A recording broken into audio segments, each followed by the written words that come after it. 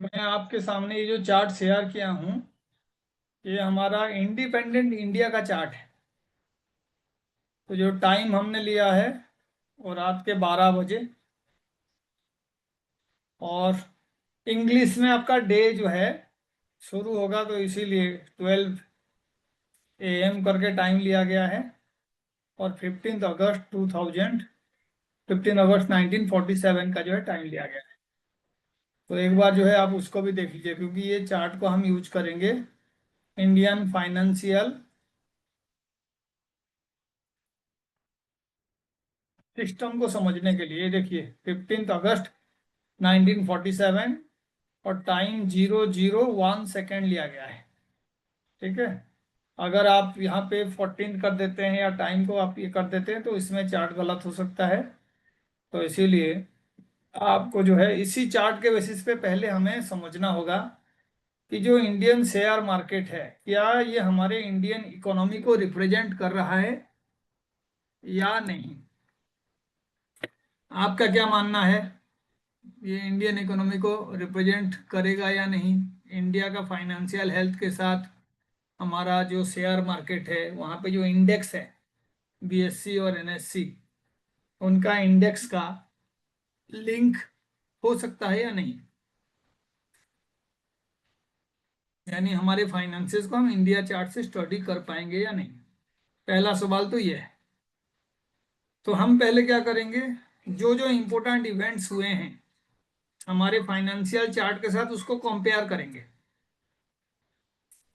कि हाँ जी Indian economy का ग्रोथ हुआ है, और इस पर्टिकुलर टाइम फ्रेम में हमने जो है इंडेक्स का जो भी नंबर होता है वो रिप्रेजेंट करता है एक्चुअल में जो कंपनीज हैं उनका क्यूमुलेटिव एसेट्स का वैल्यू क्या है, कुल मिला के जो संपत्ति है, फाइनेंशियल स्ट्रेंथ, वो सारे कंपनी जो उसमें लिस्टेड हैं उनका वैल्यू क्या है। लेकिन ऐसे बहुत सारे कंपनी हैं जो उसमें लिस्टेड नहीं है। बहुत सारे ऐसे बिजनेसेस हैं जो एक्चुअल में पेन एंड पेपर में होता नहीं है, और होता है तो उसका ट्रांजेक्शन्स हमारे जो बॉम्बे स्टॉक एक्सचेंज है या नेशनल स्टॉक एक्सचेंज है उस पे वो दर्ज नहीं होता है। कई कंपनी जो है उसमें शामिल होते रहते हैं, और कई कंपनी जो है डीलिस्ट हो जाते हैं, यानी they get out from the BSE and NSE।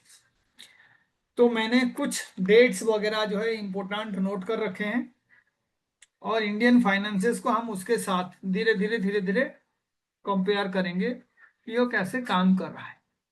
तो आप पहले देखिए, अगर इंडियन सर फाइनेंस। ये 100% जो है ना, हम्म। इंडियन इकोनॉमी और ये सारी चीजों को जहां तक है फुलफिल करेगा, क्योंकि इसमें अगर लगन चार्ट को हम देख रहे हैं तो राहु और केतु के बीच में ही सारे प्लेनेट आ रहे हैं, ठीक है ना। जो कि जी। इस चीज को बता रहे हैं कि 1947 में जब देश आजाद हुआ, इसका मतलब जब स्वतंत्र भारत पैदा हुआ है उससे पहले ही सारे उस काल सर्प के जैसे बताया था उस दिन की गर्भ में ही सारे प्लेनेट थे। मतलब आजादी से पहले सारी चीजें बड़ी डिस्टर्ब थी, ठीक है ना। उसके बाद की चीजें जो है वो अलग हुई हैं, जो लगन चार्ट बता रहा है। अच्छा ठीक है, मैं आपको जो कहना चाहता हूँ, हम इसको पहले तो जो इवेंट्स है ना उसके साथ कंपेयर करेंगे। उसके बाद मैं बॉम्बे स्टॉक एक्सचेंज का भी चार्ट जो है नेक्स्ट क्लास में शेयर करूंगा, लेकिन उससे पहले हमें कुछ हिस्ट्री जानना चाहिए। क्योंकि जब 1947 में ही ये चार्ट बना है, तो आप बताइए उससे पहले अगर कोई इवेंट हुआ है तो उसको ये रिप्रेजेंट नहीं करेगा, और अगर करेगा तो हमें उसके 9th हाउस को ही स्टडी करना चाहिए। हाँ या नहीं। Yes sir. क्यों। पास्ट लाइफ को दिखा। क्योंकि वो पास्ट लाइफ को दिखाता है, आपका पास्ट एक्सपीरियंस जो है 9th हाउस से पता चलेगा, नवमांश से पता चलेगा। तो हमें पहले कुछ डेट्स जो है ना समझना है, क्योंकि हम आजकल जो भी डिस्कशंस कर रहे हैं इसका फाइनेंशियल इम्प्लीकेशंस बहुत है। लाखों लोग शेयर मार्केट में पैसा लगाते हैं और रोज प्रेडिक्ट करने का कोशिश करते हैं। सबसे ज्यादा प्रेडिक्शन शेयर मार्केट में होता है। वो सही होता है और गलत होता है वो अलग बात है, लेकिन किसी ना किसी टूल, चार्ट, एक्सपीरियंस या उसका फ्रीक्वेंसी के साथ मैच करके लोग प्रेडिक्ट करते हैं। जैसे देखा जाता है कई बार कुछ शेयर एक पर्टिकुलर रेट से बाउंस बैक करते हैं, जिसको रेजिस्टेंस कहते हैं। तो लोग उसको देखते हैं, शॉर्ट टर्म रेजिस्टेंस क्या है, 50 डेज एवरेज रेजिस्टेंस क्या है, 200 डेज का रेजिस्टेंस क्या है, मार्केट में जो आप प्राइस देख रहे हो उसका मैक्सिमम वैल्यू क्या है और उसका मिनिमम वैल्यू क्या है। आप देखते होंगे जिस दिन भी निफ्टी या सेंसेक्स 200 पॉइंट, 100 पॉइंट, 400 पॉइंट गिर जाता है तो न्यूज में फ्लैश होता है कि आज निवेशकों का 4 लाख करोड़ रुपए का नुकसान हुआ, 6 लाख करोड़ रुपए का नुकसान हुआ। तो आप हमारे जीडीपी के साथ इस नंबर को देखिए, जो हमारा देश का जीडीपी है उसके साथ जब आप इसको कंपेयर करोगे तो आप इसका वैल्यूज खुद समझ जाओगे। कोई बता पाएगा हमारे देश का ग्रॉस प्रोडक्ट जो है, डोमेस्टिक प्रोडक्ट, यानी हमारा जो वैल्यूज है वो कितना हो सकता है लगभग जीडीपी डॉलर के टर्म पे? आप देखना मोदी जी बार बार कहते हैं 5 ट्रिलियन इकोनॉमी बनाएंगे, जबकि अभी इंडिया का लगभग 4 ट्रिलियन इकोनॉमी है। ट्रिलियन का क्या मतलब है?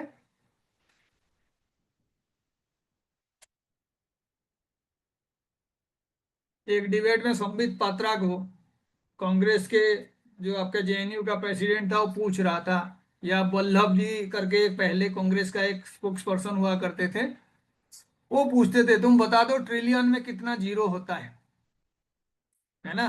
बहुत ही बड़ा सवाल है। Anybody who can say how many zeros are there in a trillion?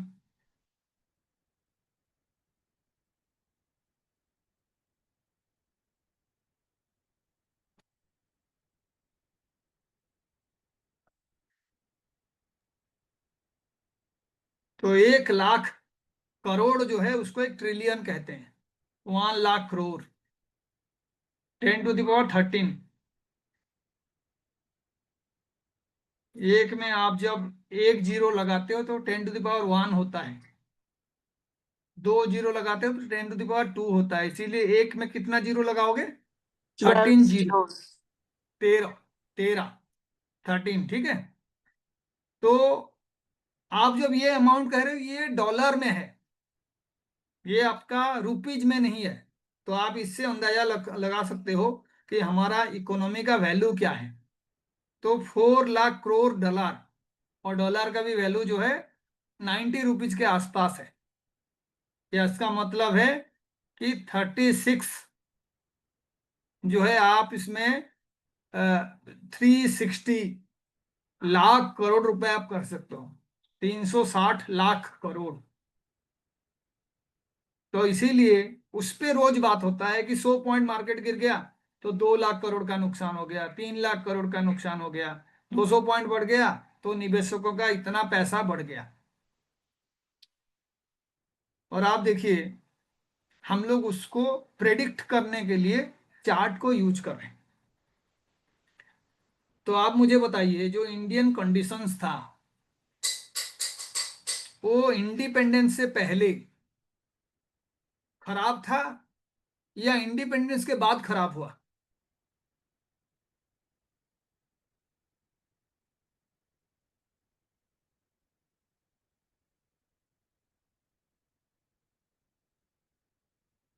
क्योंकि चार्ट को स्टडी तो तभी करोगे ना, पास्ट भी वो होना चाहिए, उस चार्ट में दिखना चाहिए।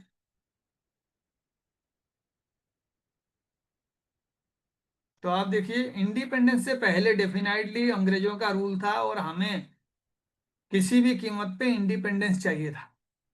बहुतों ने अंग्रेज हुकूमत के खिलाफ लड़ाई किया, जेल गए, जान गंवाए, और उसके बाद जब हमारा इंडिपेंडेंस मिला तो एक ब्लडी वार हुआ इंडिया और पाकिस्तान के बीच। उनके पार्टीशन को लेके लाखों लोग बेघर भी हुए और बहुतों का जान भी गया उसमें। और हम इकोनॉमिकली बहुत स्ट्रगल किए, स्ट्रगल करते करते हम आज तक यहाँ पे पहुंचे हैं। तो मैं कुछ आंकड़ा बताता हूं जिससे आपको थोड़ा सा पास्ट के बारे में आइडिया हो जाएगा और आप उसको नोट डाउन भी करिएगा। सबसे पहले जो ये आज के डेट में हम मुंबई स्टॉक एक्सचेंज कहते हैं, ये काम करना शुरू किया था 9 जुलाई 1875 में। 9 जुलाई 1875, यानी इंडिपेंडेंस से काफी पहले, लगभग लगभग 72 साल पहले हम जो है मुंबई स्टॉक एक्सचेंज बना दिए थे। लेकिन जो आपका बीएससी है, Bombay stock exchange, official recognition कब हुआ उसका? गवर्नमेंट ने एक एक्ट बनाया और उसको ऑफिशियली रिकॉग्नाइज किया 1957 में, यानी आपका इंडिपेंडेंस के 10 साल बाद। और उसका जो बिल्डिंग बना वो 1970 में बना, 1970 में, जिस बिल्डिंग में आज भी ये ऑपरेट हो रहा है मुंबई में, वो बिल्डिंग जिसको जीजी बॉय टावर कहते हैं। और ये जामशेदजी जीजी बॉय के नाम पे है, जो 1966 से लेके 1980 तक चेयरमैन थे बॉम्बे स्टॉक एक्सचेंज का। तो इसका मतलब है हम इंडियन चार्ट में जब भी इसको इनपुट करेंगे या मुंबई स्टॉक एक्सचेंज का चार्ट बनाएंगे, तो हमें ये भी देखना होगा चार्ट के हिसाब से क्या उसका बिल्डिंग बन रहा है, फोर्थ हाउस एक्टिवेट हो रहा है। और ये रिसर्च का पार्ट है। ऐसे ही आपका जो निफ्टी है, दो सेंसेक्स जो है एक आपका जो है नंबर, वो रिप्रेजेंट करते हैं हमारे इकोनॉमी को स्टॉक एक्सचेंज के थ्रू। एक है बीएससी और एक है एनएससी। तो एनएससी का जो आपका सारे बड़े 50 शेयर्स हैं, उनका क्यूमुलेटिव आंकड़ा जो है निफ्टी बताता है, यानी उनके शेयर प्राइस का टोटल कर दोगे तो आपको वो आंकड़ा मिलेगा। और आज के डेट में उसका रेट जो है 24,700 के आसपास है, 24,700 के आसपास है ना। तो मैं आपको वो जो निफ्टी, उसका पहला डे जो था 30 जून 1994 था। लेकिन उसमें आपका इक्विटी का मतलब है ये जो आपके कंपनी के शेयर्स हैं, उसका ट्रेडिंग नहीं हो रहा था, वायदा कारोबार हो रहा था। यानी आपके जो आप कह सकते हैं हल्दी हो गया या जो गुड्स हम यूज करते हैं, उन सब का कारोबार होता था। लेकिन जो आपके कंपनी के शेयर हैं, उसका ट्रेडिंग जो है 3 नवंबर 1994 को शुरू हुआ। और एक अमेरिकन इन्वेस्टर थे जिनको एक्चुअल में बॉम्बे स्टॉक एक्सचेंज का जनक कहा जाता है, जेसी लैरिस्टोन। वो 1877 से लेके नवंबर 1940 तक उनका जो है जन्म और मृत्यु का समय है, 26 जुलाई 1877 टू 28 नवंबर 1940। तो हम क्या करेंगे, बॉम्बे स्टॉक एक्सचेंज के चार्ट को देखेंगे और फिर इंडिया का जो इंडिपेंडेंस चार्ट है, इन इवेंट्स को हम देखने का कोशिश करेंगे, क्योंकि वो वही बिल्डिंग है जहां से लाखों करोड़ का बिजनेस होता है। और हमारा नुकसान और प्रॉफिट अगर किसी ऑफिशियल टर्म में देखने का हम कोशिश करें, तो Bombay stock exchange, national stock exchange उसको रिप्रेजेंट करते हैं। तो आपको क्या नोट करना है, ये जो स्टॉक एक्सचेंज था और जो कंपनी वहां पे लिस्टेड थे, धीरे धीरे नंबर ऑफ कंपनीज भी बढ़े हैं और उसका जो वैल्यू है वो भी धीरे धीरे बढ़ता गया है। तो पहले आप देखिए, जब ये सेंसेक्स लॉन्च हुआ 1986 में, तो उसका जो वैल्यू था वो 100 रुपए था, 100 नंबर के टर्म पे 1986 में 100 था। और वो 4 साल बाद 1000 हो गया। यानी आज के डेट में जो हम देख रहे हैं 24,700 का आंकड़ा कह रहा हूं, या बैंक निफ्टी है जो आपका 56,000 के आसपास है। तो ये नंबर मैं बताने का कोशिश कर रहा हूं, उसको आप समझिए कि जो कंपनी उस टाइम में थे उनके शेयर प्राइसेस और धीरे धीरे जो कंपनियां उनसे मिलते गए, तो हमारे फाइनेंसेस उस टर्म के बेस पे ग्रो हुआ है। तो 86 में वो 100 था, 1990 में डेट बिकम 10 टाइम्स, यानी 10 गुना हुआ, 1,000 रुपये बन गया, 1000। और फिर 9 साल में वो 5,000 बना 1999 में, दैट बिकेम 5,000। 2007 में वो 20,000 हो गया, और 2024 आते आते दैट बिकम 80,000, और अभी जो है सितंबर 25 में 85,000 बना था। और ये मैं बीएससी का बात कर रहा हूँ, है ना, बॉम्बे स्टॉक एक्सचेंज का इंडेक्स प्राइस। तो आप खुद सोचो कि जो 1986 में 100 का था, उसका वैल्यू 90 आते आते 1000 हो गया, 4 साल में 10 गुना। फिर 99 में 5000 हो गया, यानी 9 साल में 5 गुना हुआ। फिर और 2007 में 4 गुना हो गया, यानी 5000 20,000 हो गया। और फिर 2007 के बाद 24, यानी 17 ईयर आप मान के चलिए, उसमें वो 4 गुना हुआ। ये उसका ग्रोथ स्टोरी है। तो हम क्या करेंगे, इन चार्ट से उसको देखने का कोशिश करेंगे, और हम कोशिश करेंगे कि कोई और भी स्टॉक एक्सचेंज है क्या जो इंडिया से भी ज्यादा जो है इकोनॉमिकली साउंड है, उसमें जो कंपनी लिस्टेड है उसका वैल्यू। तो ये 6th नंबर पे आता है वर्ल्ड में। इसका मतलब क्या है, इंडिया का शेयर मार्केट से भी और स्ट्रॉन्ग पोजीशंस, बड़े बड़े कंपनी को एनलिस्ट करने वाले 6 स्टॉक एक्सचेंजेस हैं। आपके हिसाब से कौन सा कंट्री होगा जिसके पास शेयर मार्केट का जो लिस्टेड प्राइस है कंपनियों का सबसे ज्यादा होगा? Any guess? जापान। जापान तो छोटा सा कंट्री है। जो जितना रिच होगा डेफिनेटली उसके साथ जो कारोबार है, आज के डेट में इलेक्ट्रॉनिक मीडिया में जो कारोबार होता है ज्यादा होगा यूएसए। अनडाउटेडली यूएसए होना चाहिए, है ना। ऐसे ही दूसरे नंबर पे कौन आता है? चाइना। तो हमें ये देखना पड़ेगा। इसका मतलब है आज के डेट में वर्ल्ड एक छोटा सा मार्केट बन गया है। कोई कहीं पे भी कोई सामान बेच सकता है, टैरिफ वहां पे लगेगा। आप जो सामान आपके यहाँ पे इंपोर्ट कर रहे हो उस पे भी टैरिफ लगेगा, आपके एक्सपोर्ट के ऊपर टैरिफ लगेगा। और अभी जो वर्ल्ड बात कर रहा है, ये जो वर्ड मैं कह रहा हूँ टैरिफ, है ना, उस टैरिफ का बहुत बड़ा असर जो है हमारे शेयर मार्केट के ऊपर है। न्यूज के बेस पे बहुत सारे फ्लक्चुएशंस होते हैं, और मैं आपको वो फ्लक्चुएशन का क्या वैल्यू है आज मैं आपको जो है कुछ चार्ट शेयर करके समझाने का कोशिश करूंगा।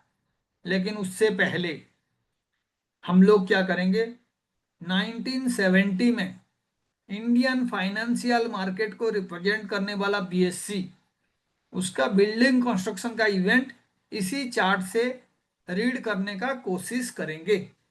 ठीक है, तो आप मुझे बताइए 1907 में बिल्डिंग कंस्ट्रक्शन शेयर मार्केट के लिए करना है, तो मुझे इस चार्ट को कैसे यूज करना होगा? एनीबॉडी हु कैन से?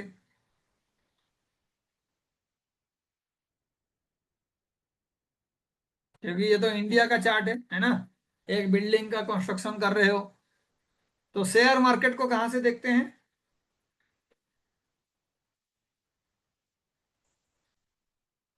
हाँ जी, शेयर मार्केट को कहां से देखते हैं? शेयर मार्केट का कारक कौन है? कल मैंने कारक बताया था।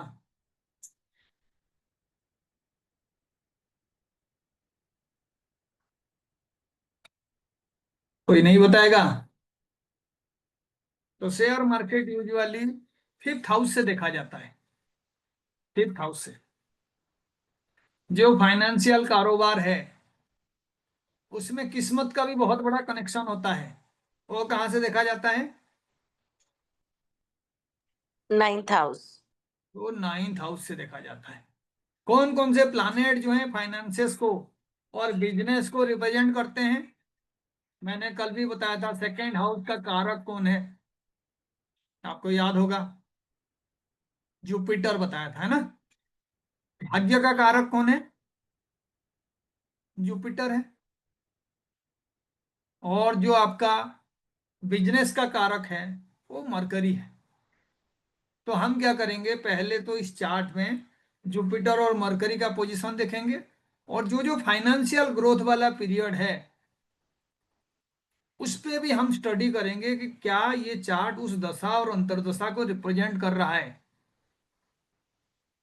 तो मैं क्या करूंगा, आप सबसे पहले जो दशा है प्लानेट का, उस दशा सिस्टम को आपके सामने जो है रिप्रेजेंट करने का कोशिश करूंगा, है ना। तो आप देखिए, जब हम 1970 का दशा के बारे में बात करेंगे तो उस टाइम में मरकरी का दशा चल रहा था, है ना। उस टाइम में जो है मरकरी का दशा चल रहा था और ये बिल्डिंग बनने में भी 3-4 साल लगा था, है ना। लेकिन 1970 में ये ऑपरेट हुआ तो आप उसमें मरकरी, वीनस और राहु, इन तीनों का कॉम्बिनेशंस को देख सकते हो, मरकरी, वीनस एंड राहु। तो अब बताइए, यहाँ पे जो चार्ट हमने बनाया है, मरकरी अपने फिफ्थ से कौन से पोजीशन में है?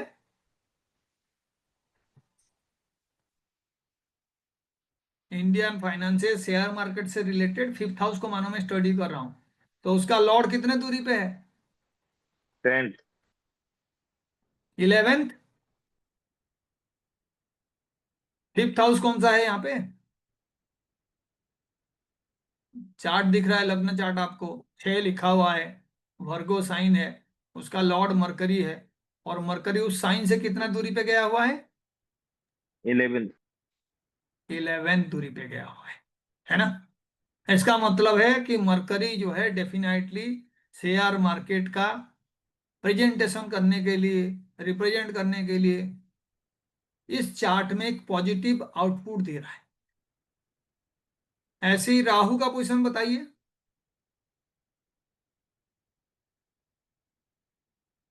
लग्न में सेकेंड हाउस का राहु अच्छा होता है बुरा होता है?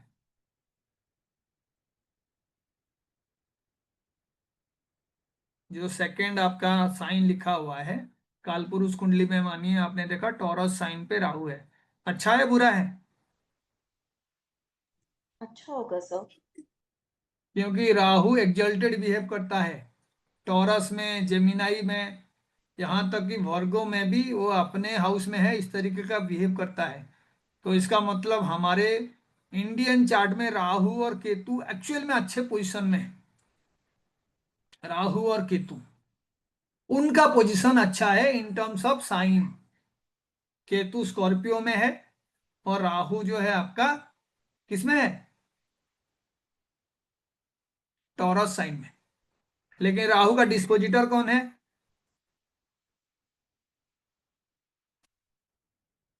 वीनस। वीनस। कहाँ पे है?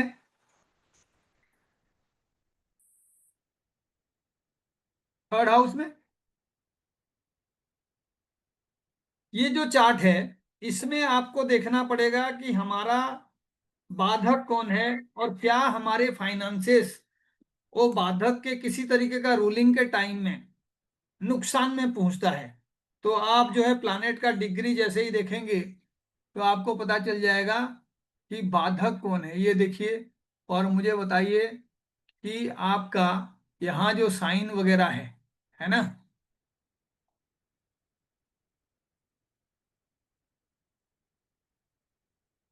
कि इनिशियल कंडीशंस में होगा, लेकिन मैं उसको भी आपको बता देता हूँ। बताइए बाधक कौन है इंडियन चार्ट में?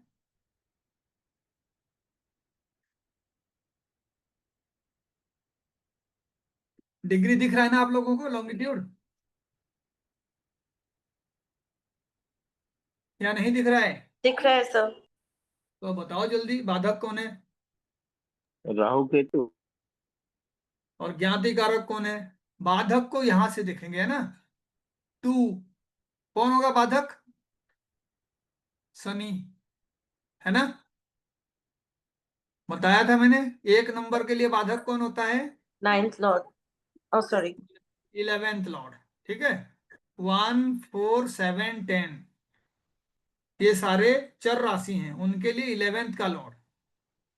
2, 5, 8 एंड 11 उनके लिए कौन बाधक होता है? भाग्य का स्वामी, है ना। 2, 5, 8 और 11 आप सब भूल जाते हो, आपको ये सब याद रखना चाहिए। तो इसीलिए यहाँ पे जो 9th लॉर्ड है वो शनि है। तो इंडियन चार्ट में शनि जो है बाधक है। शनि ज्ञाति कारक कौन है? क्योंकि आप तभी तो स्टडी करोगे। आज मैं बेसिक चीजें बोलूंगा, उसके बाद जाके मैं मार्केट के मूवमेंट के साथ इसको लिंक करूंगा। तो बताइए ज्ञाति कारक कौन होता है? Second lowest degree planet. कौन है सेकेंड लोएस्ट डिग्री? देख के बताइए। सूर्य 27 डिग्री का है, चंद्रमा 4 डिग्री का है, मार्स 7 डिग्री का है, mercury 13 degree 41 minute, Jupiter 25 degree 53 minute, Venus 22 degree 34 minute, और शनि जो है 20 डिग्री 26 मिनट। तो आपके ज्ञाति कारक कौन हो गए? Moon. मंगल, है ना। 20 डिग्री प्लैनेट जो है वो आपका दारा कारक होता है। स्त्री और पार्टनर को डिसाइड करने के लिए लोएस्ट डिग्री प्लैनेट देखा जाता है। सेकेंड लोएस्ट डिग्री जो प्लैनेट होता है उसको ज्ञाति कारक कहते हैं, ट्रबल मेकिंग प्लैनेट। बात समझ रहे हैं? Yes, और sir. यहाँ पे सेकेंड लोएस्ट डिग्री जो है मंगल है। तो इंडियन चार्ट में अगर ये बाधक और आपके ज्ञाति कारक दोनों ही साथ में ऑपरेट करें तो क्या स्थिति होना चाहिए? ट्रबल होना चाहिए, प्रॉब्लम, Yes, sir. है ना। तो आप यहाँ पे देखो, अगर प्रॉब्लम का बात हम करेंगे तो जब भी हमें शनि और मंगल का कॉम्बिनेशन में मार्केट का स्थिति को देखने का मौका मिलेगा तो इसमें भी सबसे ज्यादा प्रॉब्लम जो क्रिएट करने वाला प्लैनेट है वो एक्चुअल में अंतर्दशा लॉर्ड बनता है। ये आपको याद रखना होगा, बेसिक रूल्स। यानी शनि महादशा और मंगल अंतर्दशा होगा तो प्रॉब्लम कौन सबसे ज्यादा क्रिएट करेगा? Mangal. और मंगल। अगर मंगल महादशा और शनि का अंतर्दशा हुआ तो कौन करेगा? Shani. और मानिए आपका शनि का महादशा, मंगल का अंतर्दशा, शनि का प्रत्यंतर दशा हुआ तो क्या होगा? ट्रबल शनि क्रिएट का। होगा, है ना। तो आपको ये सीक्वेंस पता है, ट्रबल क्रिएट होगा। तो हम क्या करेंगे, सबसे पहला ट्रबल इंडिया के चार्ट में कब हुआ था? On the day of independence. आया नहीं? Yes, sir. सबसे पहला ट्रबल तभी हुआ था, इंडिपेंडेंस डे में। और शनि का दशा ही शुरू हुआ था, शनि का अंतर्दशा शुरू हुआ था। और उसके बाद आप अगर 15 अगस्त वाला देखोगे तो शनि, शनि और केतु जो हैं ऑपरेट कर रहे थे। शनि, शनि एंड केतु, ठीक है। तो आप देखो केतु का डिस्पोजिटर कौन है?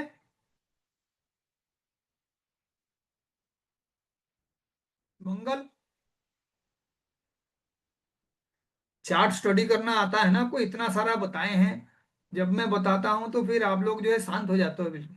डिस्पोजिटर का मतलब lord of the sign where Ketu is placed. कौन है? मंगल। Mars. और ज्ञाति कारक कौन है? मंगल है। Mangal. तो आप देखो नवमास चार्ट में मंगल कहां पे है? 10th house में. 10th हाउस में। तो आप देखना इस देश में सबसे ज्यादा प्रॉब्लम जो है लोगों को जॉब को लेके होगा, हमेशा से। क्योंकि ज्ञाति कारक लगन में है, लेकिन नवमास चार्ट में देख रहे हो तो भाग्य के साथ जुड़ा हुआ है। डिस्पैरिटी हमेशा होगा जॉब को लेके, प्रोफेशन को लेके। कोई बहुत ज्यादा तनख्वाह पाएगा तो कोई बहुत ही नॉमिनल पैसा पाएगा। वो लिंक हो गया। जो भी ट्रबल मेकर है आपके पास्ट लाइफ के या नवमास चार्ट में जहां पे भी बैठा हुआ है ना, उस हाउस का इफेक्ट वो बहुत ज्यादा करता है। बार बार मैं क्या कहता हूं, प्लानेट किसका रिजल्ट देता है? अपने नक्षत्र स्वामी का। उसके बाद किसका रिजल्ट देता है? हाँ, वो बैठा जहां वो हुआ है, बैठ। प्लेसमेंट का। जहां बैठा हुआ है। तीसरा कहां पे देता है? अपने ओनरशिप का। राशियों का, जिसको ओन करता है। उसके बाद वो एस्पेक्ट एस्पेक्ट आएगा। तो पहला दो तो आपको देखना ही देखना है। किसी के भी चार्ट आपको देखना है, लग्न और नवमांश को आप कंपेयर कर लो। ट्रबल मेकर प्लानेट आपके जिस भी साइन में बैठा हुआ है, वो वाला ट्रबल आप शुरू से लेके आ रहे हो। इंडिया का चार्ट है तो मैक्सिमम चार्ट प्रोफेशन से रिलेटेड होगा। बहुत पीनट पाने वाले लोग, पैसा कुछ भी नहीं मिलने वाला, हार्डवर्क करने वाले लोग बहुत होंगे। अब उसी मंगल के साथ आप देखिए, जो शनि है लाभ भाव में बाधक बैठा हुआ है, यानी लोगों को पैसा बचाना ना बहुत मुश्किल होगा। तो ये पैटर्न अगर दिख जाए तो चार्ट बहुत स्ट्रांगली काम कर रहा है। नहीं है किसी का कोई पर्टिकुलर लॉर्ड आके 8 नंबर घर में नवमांश में बैठा हुआ है, तो इसका अर्थ समझते हो? उस प्लैनेट का एनर्जी से आप अपना जो भी लाइन ऑफ ग्रोथ है या लाइफ का जो मूवमेंट है, वो पाथ को चेंज कर सकते हो। वो प्लैनेट ऐसे पोजीशन में है जो आपके जीवन को बदल सकता है। और अगर कोई नहीं है तो फिर जीवन बदलने के लिए आप उसके जो हमने कॉस्पॉल सॉबलर का थ्योरी पढ़ा था, कॉस्पॉल सॉबलर को देखिए। टाइम जानने के लिए उस प्लैनेट का नक्षत्र लॉर्ड हो कॉस्पॉल सॉबलर होना चाहिए। सिंपल रूल्स हम अप्लाई करेंगे और हम देखेंगे कि ये है। तो बताइए, जो हमारा ट्रबल हुआ था, है ना, केतु जो है नरसंहार का भी कारक है। जब भी केतु आता है, एपिडेमिक्स, छोटे छोटे कीड़े मकोड़े या किसी तरीके का वायरस वगैरह से जो भी प्रॉब्लम होता है, और आपको पता है केतु कभी अकेले अटैक नहीं करता, राहु हमेशा उसके साथ हुआ करता है। स्प्रेड करना, फैलाना, ग्रो कराना। तो एक शुरू करता है, दूसरा ग्रो कराता है। तो हमने ये जानने के लिए कोशिश किया था कि हाँ, क्या ये प्रॉब्लम क्रिएट हो रहा है। तो हम अभी धीरे धीरे क्या करेंगे, देखेंगे कि क्या ये जो दशाएं हैं जिसमें इंडिया पाकिस्तान का वार हुआ था, वो भी इससे रिप्रेजेंट होगा। तो बताइए, इंडिया का पाकिस्तान के साथ कब कब लड़ाई हुआ था? और अगर पाकिस्तान के साथ याद 97, नहीं है, 90, कितने, 48 में हुआ था। 90, और चाइना के साथ कब वार हुआ था? 65। 65. 60, ठीक है, 1965।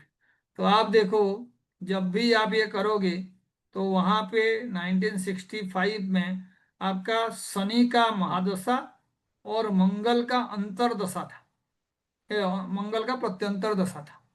ठीक है, शनि और मंगल ऑपरेट कर रहे थे। ऐसे 62 में भी वार हुआ था। ठीक है, उसमें भी शनि जुपिटर आ रहा है। तो आप जो है ये डेट्स को भी देख के आप जो है ट्रबल को कैलकुलेट कर सकते हो। मेजर इवेंट्स अगर मैच हो जाएंगे तो फिर हम क्या करेंगे, फिफ्थ हाउस को रिप्रेजेंट करने वाला चार्ट को सीरियसली स्टडी करेंगे, क्योंकि शेयर मार्केट का बात, फाइनेंसेस का बात हो रहा है, और वो भी मार्केट के थ्रू हो रहा है। तो आप देखिए, जो आपका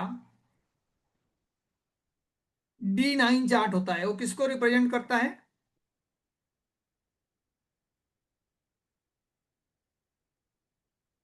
है जी, कौन से हाउस को एनलार्ज करके दिखाता है D9 चार्ट? 9th हाउस को। नाइन्थ हाउस को। लेकिन D9 चार्ट से हम लोग पार्टनरशिप भी देखते हैं, स्पाउस के बारे में भी देखते हैं, यानी उससे 11th, है ना, नाइन्थ हाउस से 11th। तो जो भी चार्ट आपको तय करना होगा, आपको ये देखना होगा कि वो चार्ट एक्चुअल में कौन से हाउस को रिप्रेजेंट करता है, और उससे 11th हाउस। तो D7 चार्ट किसको रिप्रेजेंट करेगा?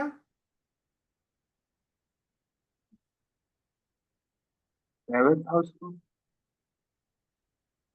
7th house and 5th house. और ठीक है, 7th house and 5th house. ऐसे ही आप जाओगे D10 चार्ट में, है ना, तो भी आप जो है कर्म को तो देखोगे ही, 10th हाउस को रिप्रेजेंट करेगा। लेकिन वो कर्म आपके लाइफ में कैसा परिवर्तन लाएगा, उसका 8th हाउस के साथ लिंक को बताएगा। अब कोई कहेगा सर ये तो आपने हाउसेस के बेसिस पे बता दिया, D20 चार्ट का क्या करोगे, D60 चार्ट का क्या करोगे? तो हमें वो देखना होगा कि एक्चुअल में कौन सी चीजों को रिप्रेजेंट कर रहा है ना।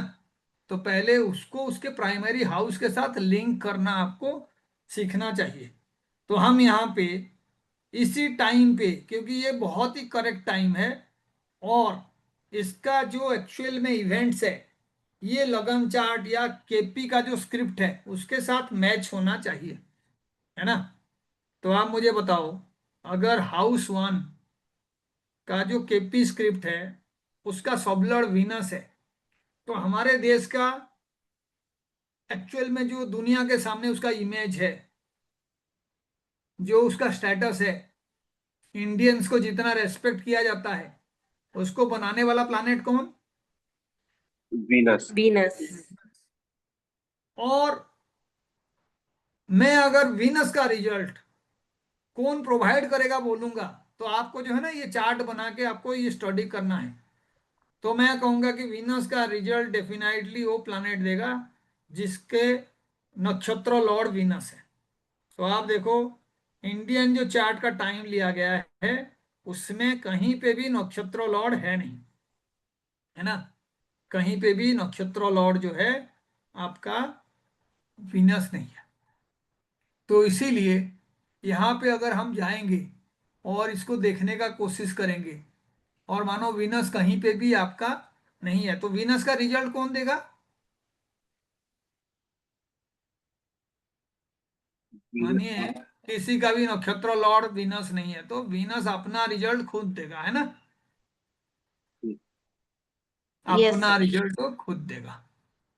इसको कौन सा प्लानेट कहते हैं? Antenna. ऑन टेनेंटेड। टेनेंट का मतलब होता है किराएदार। तो मानो किसी के भी नक्षत्रों में कोई प्लानेट रहा तो इसका मतलब उसके पास टेनेंट है। उसके नक्षत्र में कोई भी प्लानेट नहीं है तो फिर वो ऑन टेनेंटेड प्लानेट हो गया, है ना। तो देखेंगे उसका रिजल्ट, आप स्टडी करेंगे कि कैसे इंडियन चार्ट के साथ फाइनेंसेस का लिंक है। तो आप देखिए हमारा जो शेयर मार्केट का सबसे उच्चतम स्थिति था वो कब था?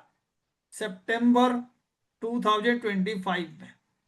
उससे पहले ये जो आपके ट्रबल्स थे, जो अभी शेयर मार्केट में टैरिफ को लेके आ रहा है और 10% हुआ है और बहुत सारे अच्छे कंपनी का शेयर ओवर द पीरियड 40-40% भी टूटे हुए हैं। फॉर एग्जांपल जो आपके बहुत ज्यादा मार्केट कैप वाले कंपनीज हैं, TCS 4500-4600 का हाई था, आज के डेट में वो 3000 के आसपास है, यानी लगभग लगभग उसका 40% जो है अपने हाई से रेट कम है।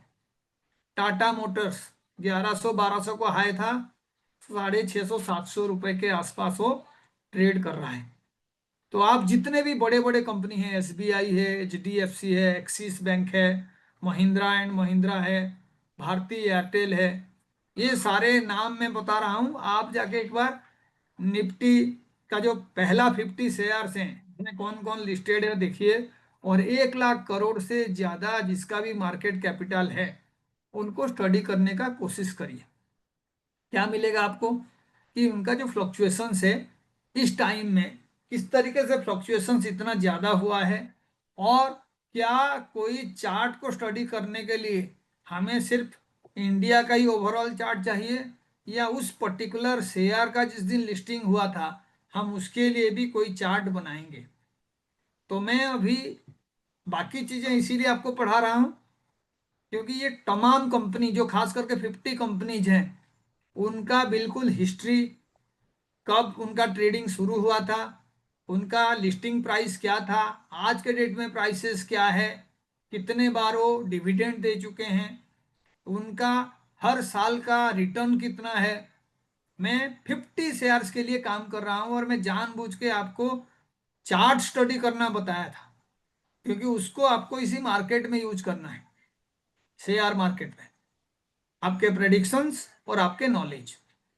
क्योंकि आप देखिए जो एक्सपीरियंस है वो आपका सबसे पहला विजडम है, और एक्सपीरियंस कौन प्रोवाइड करता है? दो लोग, शनि और जुपिटर। Jupiter.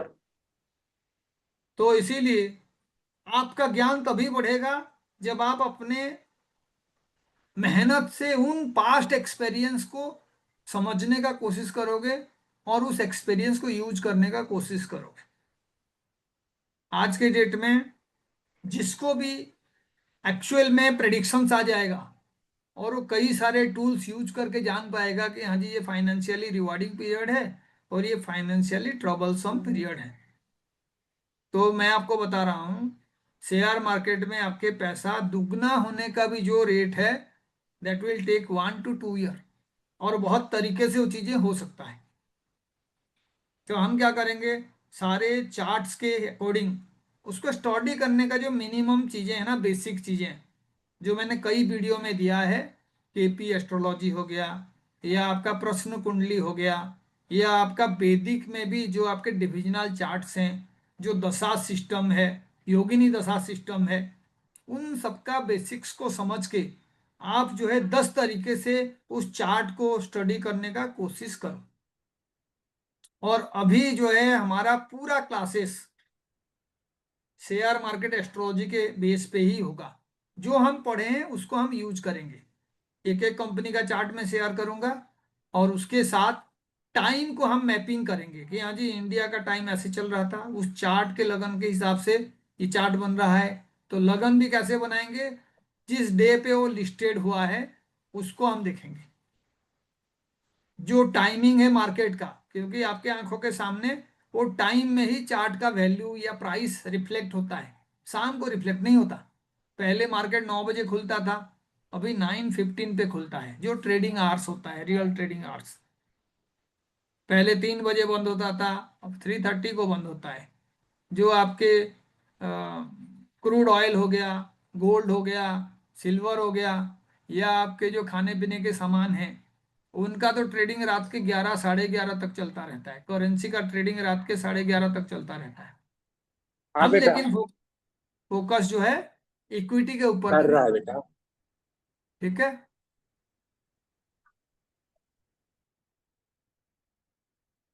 तो पहला तो कॉम्बिनेशन ये है कि हम दशा के हिसाब से देखेंगे। अब जो ट्रबल है, हम इंडियन दशा सिस्टम को चेक करेंगे। तो करेंटली कौन सा दशा चल रहा है? 11 सितंबर तक किसका दशा चलेगा? चंद्रमा का, है ना। 11 सितंबर तक चंद्रमा का दशा चलेगा। और उसके बाद किसका दशा शुरू होगा? अगर चंद्रमा का दशा खत्म हो जाता है तो, हाँ जी, चंद्रमा के बाद किसका दशा होता है? आज कुछ भी कोई बोल नहीं रहा है, क्या हो गया?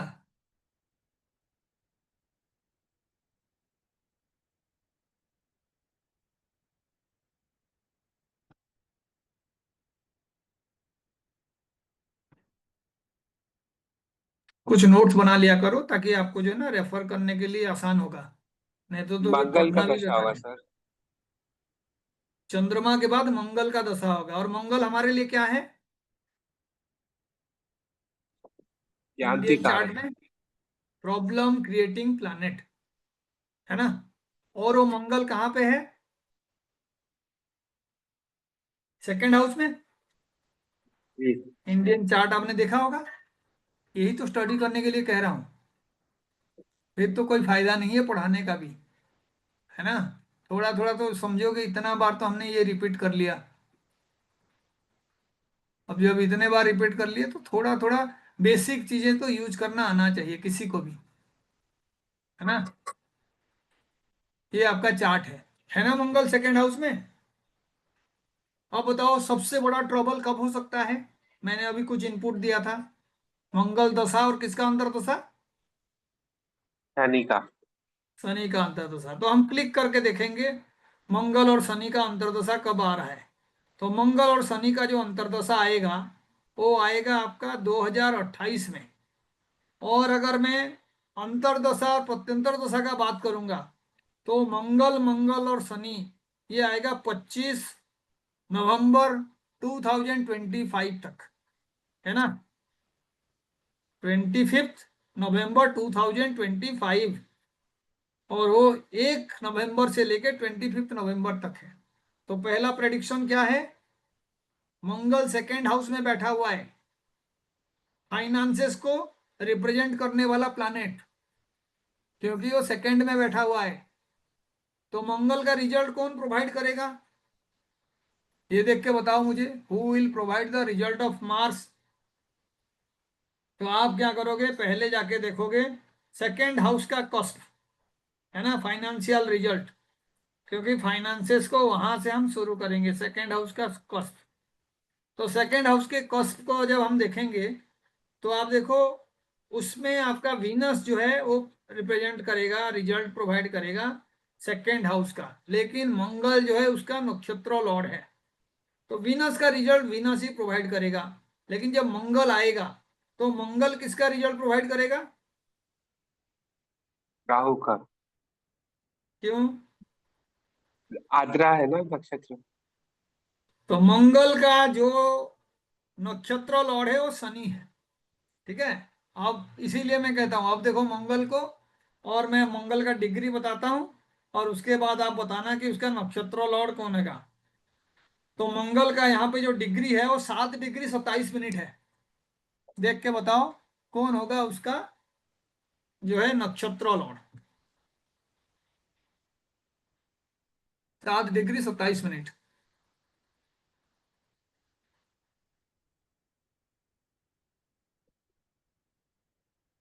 तो मार्स का जो है आद्रा लिखा हुआ है, और उसका जो नक्षत्र लॉर्ड है मंगल का वो है आपका राहु। मंगल का नक्षत्र लॉर्ड राहु है। तो आप देखो, एक तो पहला शत्रु है, और वो राहु कहाँ पे है मंगल से? पीछे। 12th में। मंगल के पोजीशन से राहु 12th में है। जी। तो उसके बाद मंगल किसका रिजल्ट देगा? सेकेंड हाउस का। अपना ही रिजल्ट जहां बैठा हुआ है सेकेंड हाउस का। फिर और किसका रिजल्ट देगा मंगल? 12th हाउस का और 7th हाउस का, है ना। एक तो मारक हाउस का लॉर्ड बना हुआ है, मारक हाउस में बैठा हुआ है, और उसका जो स्वामी है नक्षत्र स्वामी वो उससे 12th में बैठा हुआ है। और मैं कहा था दशा में उस प्लानेट को क्या बनाओगे आप? लगन बना दोगे।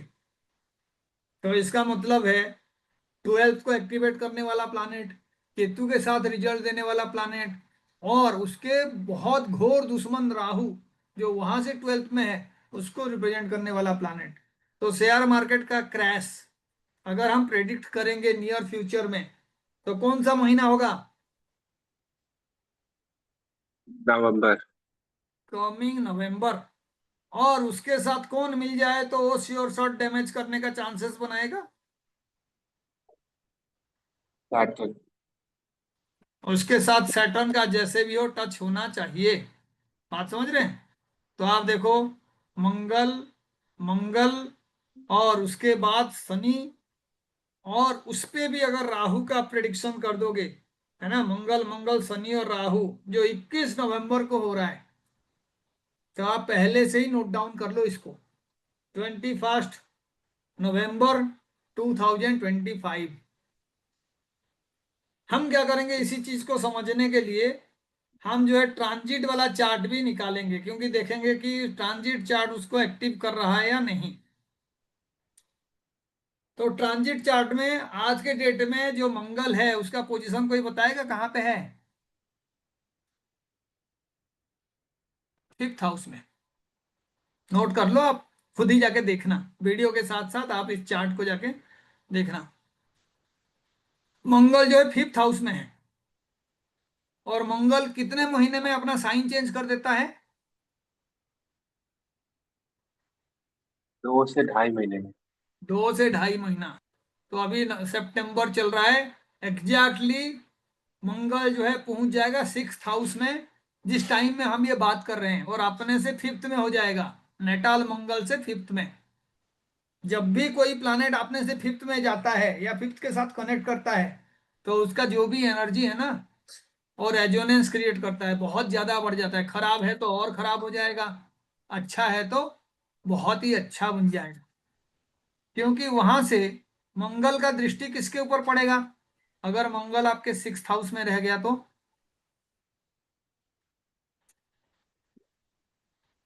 राहु के ऊपर,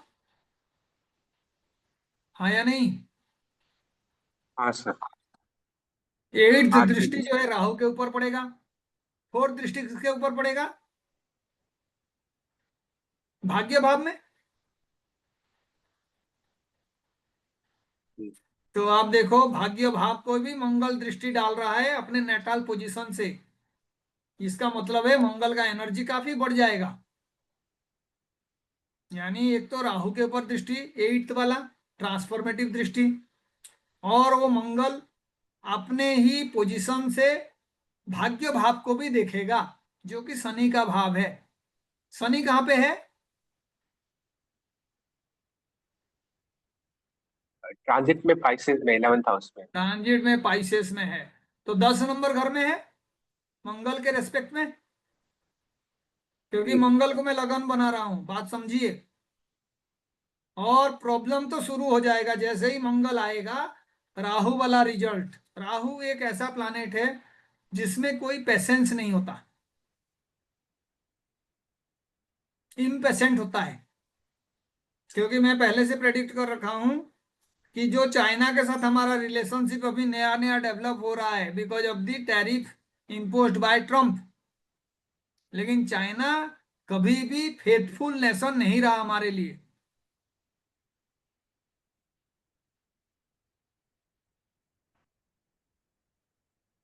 चाइना एक्चुअल में यूएस से भी ज्यादा प्रॉब्लमेटिक कंट्री है।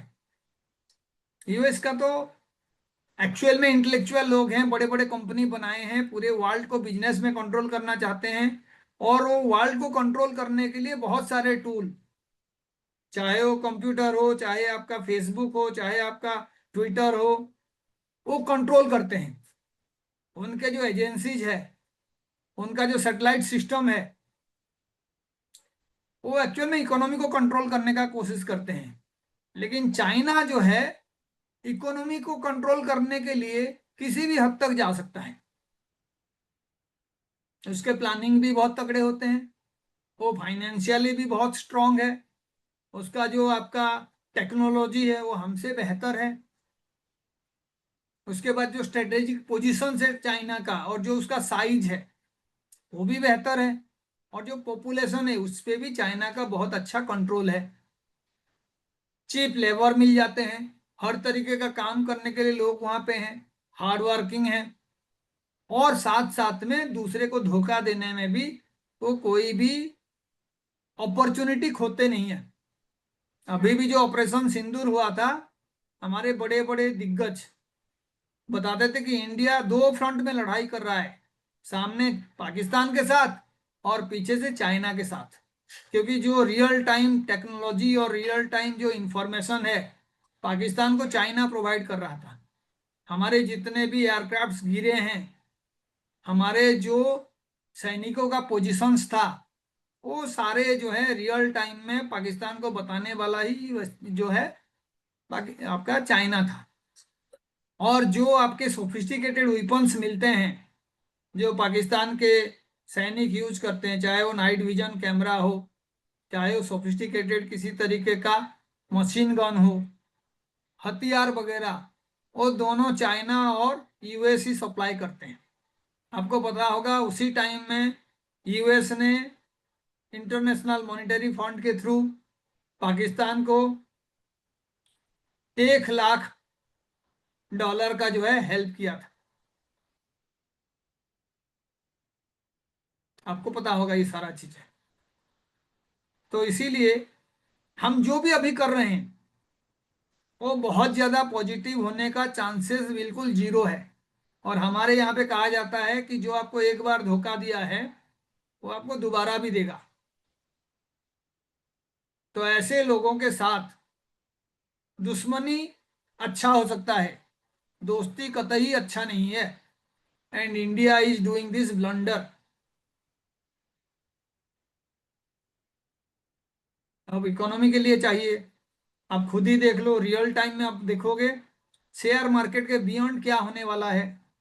तो जितने भी जेम्स एंड ज्वेलरीज के कंपनीज हैं, जेम्स एंड ज्वेलरीज के लिए फैक्ट्री वगैरह चलते हैं गुजरात में, सूरत में, लगभग लगभग 1 से 2 लाख लोगों का छटाई होने वाला है और वो शुरू हो गया है। ऐसे जो भी आपके गारमेंट्स के फैक्ट्रीज हैं, तारापुर में है, नोएडा में है, बहुत सारे फैक्ट्रीज बंद हुए हैं क्योंकि जो आपके ऊपर टैक्स लग रहा है यूएस मार्केट में क्यूमुलेटिवली वो 62% के आसपास है। तो ट्रबल तो शुरू हो गया है, शेयर मार्केट को किसी भी तरीके से बचाया जा रहा है, लेकिन जो फॉरेन इन्वेस्टर्स हैं वो रोज कुछ ना कुछ सेलिंग करके बाहर निकल रहे हैं। तो जैसे कई बार होता है, भूकंप से पहले बहुत ही सुंदर सजा हुआ जो अपार्टमेंट्स होते हैं वो ऐसे ही सुंदर दिखते हैं, लेकिन जैसे ही भूकंप हो जाए और नीचे कोई ट्रबल जो है रियल टर्म में दिखाई दे तो फिर उसका एग्जिस्टेंस ही खत्म हो जाता है। तो अभी हमारा एक्चुअल में जो शेयर मार्केट का स्थिति है वो कुछ उसी तरीका का है। लग रहा है कि बहुत सारे जो हैं डोमेस्टिक इन्वेस्टमेंट है, सरकार का स्टेप्स है जो उसको कंट्रोल कर रहा है, लेकिन रियल टाइम में जब ये मार्स आएगा, जो कि आपके 9 सितंबर से आ रहा है, 3-4 दिन के बाद आ रहा है, और वो मार्स राहु का रिजल्ट देगा, तो आप देख लेना वो शेयर मार्केट में कितने धड़ल्ले से लोगों का नुकसान होगा। तो मंगल, मंगल और राहु, मंगल, मंगल और शनि, ये तो पहला पीरियड है, क्योंकि आपको ये समझना होगा कि जो एक्चुअल रिजल्ट प्रोवाइड करने वाले प्लैनेट हैं वो होते हैं नक्षत्र स्वामी और सबलॉर्ड, और ऐसे ही आपका अंतरदशा स्वामी और प्रत्यंतर दशा स्वामी। तो जहां पे भी कोई पर्टिकुलर प्लैनेट अपने से 12th को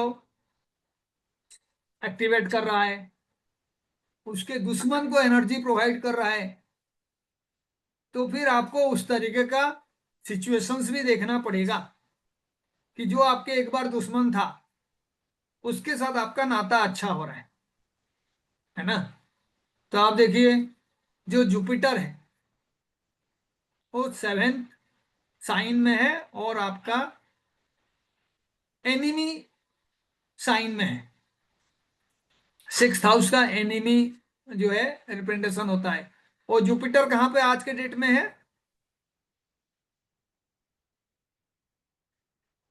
ज्ञाति कारक के साथ, हाँ या नहीं? जेमिनी में है, हाँ। और जो पास। ज्ञाति कारक हाउस है वही आपको रिलेटिव्स भी प्रोवाइड करता है ना। तो शत्रु आपके साथ किसी ना किसी तरीके से बंधु बनने का नाटक करेगा, और एग्जैक्टली वही हो रहा है। सरकार को कौन रिप्रेजेंट करेगा यहाँ पे, अगर हम इंडियन चार्ट का बात करें तो?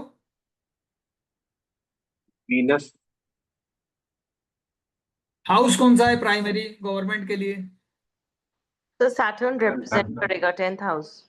सैटर्न। और सन जो है नैसर्गिक कारक होता है राजा का, है ना, गवर्नमेंट, आपके ऊपर टैक्स लगता है, तो उस सेंस में सूर्य जो है आपके गवर्नमेंट का कारक है ना।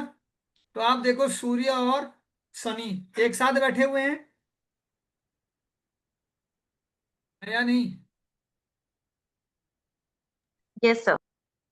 नाटाल चार्ट में एक साथ बैठे हुए हैं सूर्य और शनि। तो इसका मतलब है कोई भी गवर्नमेंट होगा उसका स्टेबिलिटी अगर अच्छा दशा होगा तो अच्छा हो सकता है, लेकिन इंडियन गवर्नमेंट जो है यूजुअली अनस्टेबल परिस्थिति से चलते हैं। तो अभी जो स्टेबिलिटी हुआ 16 से लेके खास करके 24 तक, उसमें भी दशा किसका था? चंद्रमा का दशा था, है ना, चंद्रमा का दशा। और चंद्रमा का दशा कितने साल का होता है?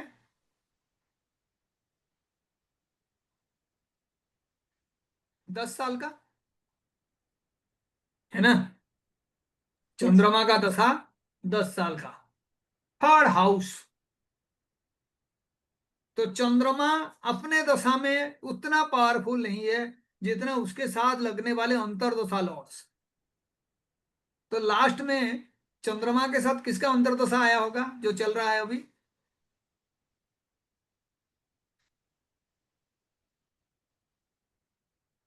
हाँ जी, क्योंकि 9 तारीख को चंद्रमा का दशा कंप्लीट हो जाएगा। तो किसका दशा आता है चंद्रमा के साथ Yes. लास्ट में अंतर्दशा?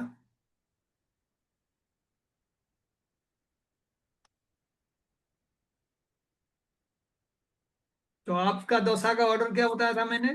केतु, उसके बाद कौन आता है? शुक्र, उसके बाद कौन आता है? सूर्य, उसके बाद कौन आता है? चंद्र। तो Chandrama. इसका मतलब चंद्रमा के साथ सूर्य का दशा चल रहा है, हाँ या नहीं? Yes, sir. और आज के डेट में चंद्रमा कहाँ पे है?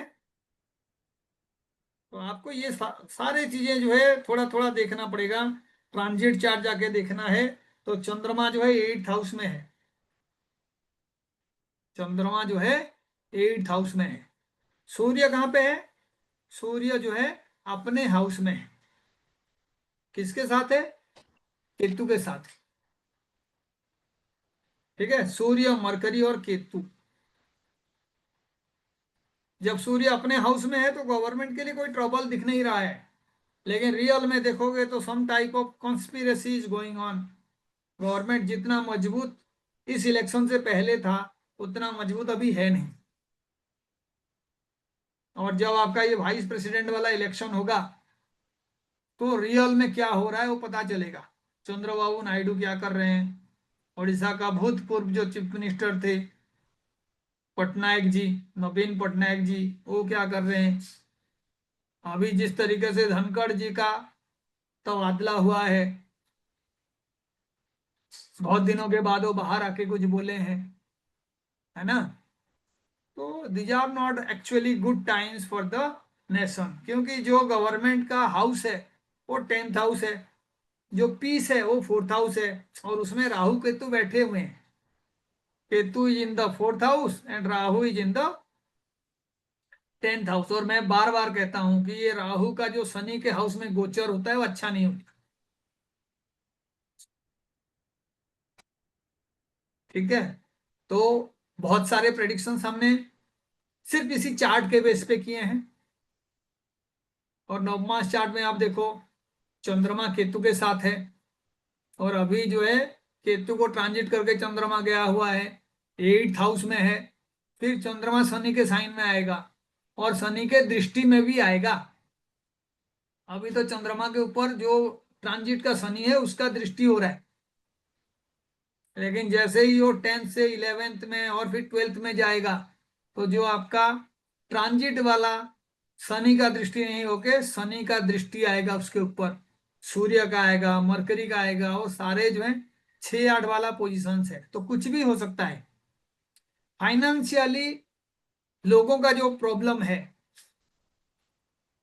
जनता को कहां से देखा जाता है?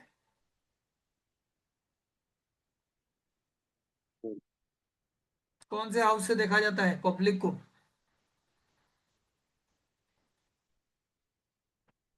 4th house sir. 4th house से देखा जाता है पब्लिक को। आपके सामने जो आपका क्लाइंट है, बात कर रहा है, स्टूडेंट है, उसको कहां से देखा जाता है? 7th house. 7th house. तो 4th हाउस में अभी केतु है, आप समझ रहे हैं? 4th हाउस में अभी केतु बैठा हुआ है।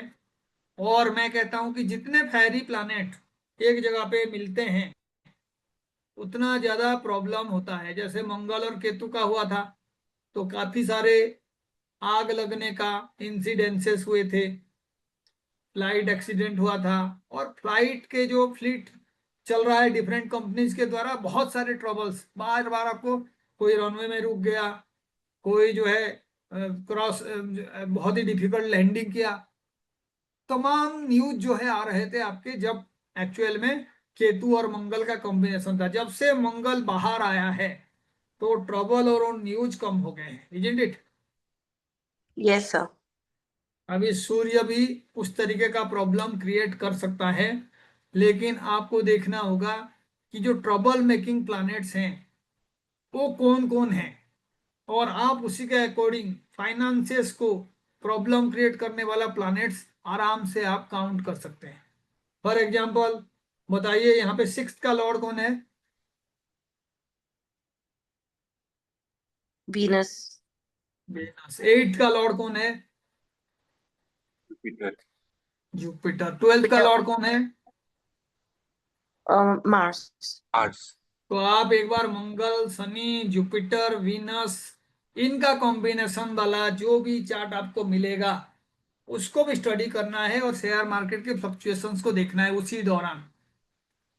अगर आपने साल में एक बार भी सही प्रेडिक्शन कर दिया कि हाँ जी ये जो पर्टिकुलर सेंसेक्स है जो हम नंबर बता रहे हैं वो इतने पॉइंट डाउन जाएगा, you can earn double the amount within that week only.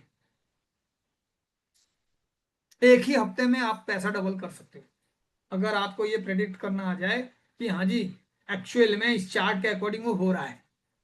तो मैंने आपको एक फॉर्मूला बता दिया, किसी के चार्ट में भी लाइफ का सबसे ट्रबलसम टाइम कौन सा होगा, जब उसका ज्ञाति कारक, बाधक, 6th Lord, 8th Lord and 12th Lord एक साथ ऑपरेट करेंगे। अगर उसके लाइफ में तब भी पॉजिटिव चीजें हो रहा है तो आप समझ जाओ कि उसका किस्मत बहुत अच्छा है। आप खुद के भी लाइफ में चेक करिए, उस टाइम को जाके देखिए जहां पे ये पांचों प्लैनेट एक्टिवेट है, ज्ञाति कारक, बाधक, 6th Lord, 8th Lord and 12th Lord. तो कई जगह पे ऐसे होगा कि आपका 6th लॉर्ड ही ज्ञाति कारक होगा, 8th लॉर्ड ही आपका बाधक होगा। तो कॉम्बिनेशन देखना होगा। बाधक का मतलब है कि बाधक आके बैठा हुआ है, अदरवाइज बाधक का फॉर्मूला मैंने बताया है, it is always the 11th Lord, the 9th Lord and the 7th Lord. लेकिन 8th में कब हो जाएगा, जब वो बाधक आके वहां बैठ जाएगा। जिस हाउस में बैठेगा उस हाउस में प्रॉब्लम होगा। जैसे आपका यहाँ पे बाधक जाके 3rd हाउस में बैठा हुआ है तो इंडियन जो जनता है उनमें नेग्लिजेंस होगा, क्लीनलीनेस नहीं होगा, है ना। हर सुंदर जगह को खराब करने का आदत और टेंडेंसी है। मोदी जी के आने के बाद स्वच्छ भारत का अभियान चला तो हमसे पैसा लेके रेलवे स्टेशन को ठीक किया गया, कई जगह पे साफ सफाई हुआ। आज के डेट में उसका असर है। आप जाके इंडियन रेलवे स्टेशन में जाके देखोगे तो आपको पहले वाला जो अवस्था था उससे काफी अच्छा चेंजेस मिलेगा, यू विल नोटिस दैट। फिर भी जब मौका मिलता है तो कोई बड़े अपार्टमेंट से लोग कूड़ेदान में कूड़ा नहीं फेंक के खिड़की से नीचे फेंकना अपना जो है सभ्यता समझते हैं और बड़ा गर्व महसूस करते हैं। तो इसीलिए क्लीनलीनेस तो होगा ही नहीं, क्योंकि क्लीनलीनेस 4th हाउस से देखा जाता है और बाधक जाके 3rd में बैठा, वहां से 12th। प्रॉपर्टी का भी वही हाल है। प्रॉपर्टी का लॉर्ड अगर 3rd में चला जाए, अपने से 12th में चला जाए, तो इसका मतलब है जनता के पास, बहुत लोगों के पास प्रॉपर्टी नहीं होगा। और ये रियल है। इंडिया में बहुत सारे जो अच्छे प्रॉपर्टीज हैं वो कुछ ही लोगों के पास है, बाकी लोगों के पास नहीं है। समझना होगा इसका कारण क्या है, क्योंकि 4th लॉर्ड अपने से 12th में बैठा हुआ है और उधर बाधक भी जाके बैठा हुआ है। बात समझ रहे हैं। लोगों को प्रॉपर्टी से गेन नहीं होगा। कोई भी कुछ रेट में सेल कर देता है, बाद में कहता है 10 साल रखा होता तो आज 50 गुना हुआ होता मेरा प्रॉपर्टी का प्राइस। तो प्रॉपर्टी से गेन कौन बताएगा? मंगल, हाँ या नहीं? Yeah. क्योंकि मंगल 11th में है, प्रॉपर्टी से 11th में, प्रॉपर्टी 4th हाउस है। तो मंगल जो है ज्ञाति कारक है। तो देख लो पैटर्न यही है। कुछ ही लोगों के पास प्रॉपर्टी है जो अच्छा कमाते हैं, बहुत सारे सस्ते रेट में बेच के दूसरे के घर में किराए में रहते हैं। बहुत सारे लोग हैं घर खरीद लेते हैं, उनका जिंदगी अस्त व्यस्त हो जाता है। तो आपको ट्रेंड दिखेगा और ये पूरा जो चार्ट है उसको दिखा रहा है। एजुकेशन का क्या हालत होगा इंडिया का, हायर एजुकेशन, चार्ट देख के बताओ। अच्छा होगा या बुरा होगा? अच्छा होगा सर, 7th रिलेशन है। 7th रिलेशन तो है, लेकिन जब आपका 9th का लॉर्ड ही बाधक बन गया तो एजुकेशन में तो कोई भी एक इंस्टीट्यूट हमारा नहीं है टॉप 100 में जो आता है। जी सर। और वो 3rd में आ गया तो आपका हायर एजुकेशन का मॉडल को ठीक करने के लिए, एजुकेशन के मॉडल को ठीक करने के लिए हमें जरूरत से ज्यादा मेहनत करना पड़ेगा। क्योंकि आप देखो 5th का लॉर्ड जो है वो भी आके बाधक के साथ बैठा हुआ है। मरकरी जो प्राइमरी एजुकेशन डिग्री एजुकेशन का कारक होता है, जो हायर एजुकेशन का कारक जुपिटर होता है, वो जुपिटर जो है 6th में बैठा हुआ है। ठीक है, तो इसीलिए ये पूरा चार्ट जो है हमारा मेंटालिटी को भी रिप्रेजेंट कर रहा है। रूल कौन करता है? Who is the ruler? Surya rule करता है। और ऐसे ही कौन रूल करता है एक्चुअल में? सूर्य नैसर्गिक रूलर है, राजा है वो। लेकिन जो फर्स्ट हाउस का लॉर्ड है उसको रूल करना चाहिए, वहां पे ही सूर्य उच्च का होता है, लगन। तो लग्न का कैसा स्थिति है हमारे चार्ट में देख के बताइए। किसी का भी आप जाके केपी चार्ट में या जो प्लानेट का पोजीशन से उस प्लानेट का स्क्रिप्ट देख के भी बता दोगे कि वो कितना अच्छा है। तो वीनस का स्क्रिप्ट बता रहा हूँ, वीनस का नक्षत्र लॉर्ड मरकरी है। अच्छा है बुरा है? अच्छा है सर। मरकरी कहाँ से अच्छा हो गया वीनस के लिए? मरकरी के तो साइन में वीनस जो है डेबिलिटेटेड हो जाता है ना। उसके साथ हमारा वीनस जो है कॉम्बस्ट भी है, यानी सूर्य के बहुत ही क्लोज है। इधर चार्ट देखोगे, इंडियन चार्ट जाके आप बनाना है और उसको स्टडी करना है। ठीक है, और जो वीनस का रिजल्ट प्रोवाइड करेगा वो चंद्रमा है। चंद्रमा वहां पे बैठा हुआ है, लेकिन चंद्रमा घिरा हुआ है गलत प्लैनेट्स के साथ। शनि बैठा हुआ है वहां पे, जो चंद्रमा के लिए बिल्कुल ही अच्छा नहीं है। और जो सूर्य है वो भी 5th का लॉर्ड अपने से 12th में आ गया, तो अच्छा नहीं है ना। वो भाव खराब हो रहा है। ऊपर से आप देखिए मारक स्वामी कौन है? मंगल उस भाव के पास आके पहुंच गया, उसका डिस्पोजिटर बुध हो गया। तो इसीलिए ये सारे सही कॉम्बिनेशंस नहीं है, तभी तो हमें इतना ट्रबल फेस करना पड़ रहा है, पब्लिक का हाल इतना खराब है। एक ही इंस्टीट्यूट जिसको लेके हम लोग पहले खुश होते थे कि इंडिया में मैरिज का जो इंस्टीट्यूशन है वो काफी स्ट्रांग है और उसका फाउंडेशन बहुत ही अच्छा है, लेकिन अब सबसे खराब फाउंडेशन दिखाई दे रहा है उसी लाइफ में। तो आप पहले ये चार्ट को देखिए, थोड़ा थोड़ा जो मैंने बेसिक्स आपको बताए हैं उसको समझने का कोशिश करिए। बाधक कौन होता है, ज्ञाति कारक कौन होता है, उसके बाद आपका योगिनी महादशा में कौन सा ट्रबलसम पीरियड है, कौन से दशा अंतर दशा हमारे लिए खराब है। और क्लियरली आप मार्केट को स्टडी करिए, क्योंकि मंगल का दशा शुरू होने वाला है। 7th लॉर्ड का दशा, 12th लॉर्ड का दशा, 7th में केतु बैठा हुआ है। तो मंगल का रिजल्ट जो है कौन देगा वो भी आपको समझ में आना चाहिए। तो आप देख लो, कस्प पे जब जाओगे तो जिसका भी नक्षत्र लॉर्ड मंगल है वो प्लैनेट मंगल का रिजल्ट प्रोवाइड करेगा। तो यहाँ पे मंगल के लिए भी कोई ऐसा प्लैनेट नहीं है जो रिजल्ट देगा, लेकिन यूरेनस नेपच्यून और प्लूटो जिसको आप पढ़ नहीं रहे हो, all on a sudden events जब कराना है तो उनका रोल भी मैं आने वाले क्लास में बताऊंगा, and that will not be part of वैदिक। लेकिन उसको जो है मार्केट के साथ हम लिंक करके भी एक स्टडी करेंगे कि यूरेनस नेपच्यून और प्लूटो का क्या कॉम्बिनेशन है। और आपके समझ के लिए मैं बता दूं, यूरेनस का जो नक्षत्र लॉर्ड है वो मंगल है।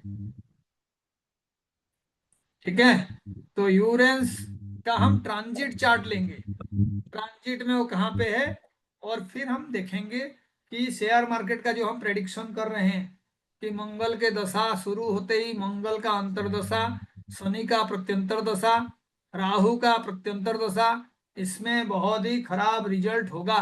उसको ध्यान देना है, 5-7 दिन है। और मैं जो है आपको जो भी इन्वेस्टमेंट करूंगा शेयर मार्केट में, मैं उसको 2 दिन पहले बता दूंगा कि मैं इस पर्टिकुलर शेयर में इन्वेस्ट किया हूं, and I will also share the return of that investment. ठीक है, मैंने आपको बोला भी था कि चीजों को समझने के लिए प्रैक्टिकल नॉलेज जरूरी है। तो एक डीमैट अकाउंट भी खोल लीजिए, क्योंकि आपको अगर ये नॉलेज अप्लाई करने के बाद पेन एंड पेपर में दिखता है कि आप 10 में से 6 बार जो है नॉलेज को सही अप्लाई कर पा रहे हो, then you can double your money in 1 year. किसी को कुछ पूछना है तो आप पूछ सकते हैं, otherwise I will finish the class.